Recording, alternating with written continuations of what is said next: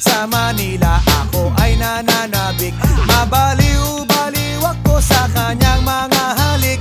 Okay lang di maiwasan na mamiss paminsan-minsan, pero pag kami nakita aking panggigigilan, di ko siya titigilan when she comes.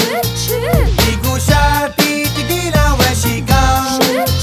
Di ko siya titigilan, di ko siya titigilan, di ko siya titigilan when she comes. Ay ganda ng aming samahan at walang nanlalamig. Mas pa sa mag-asawa ang aming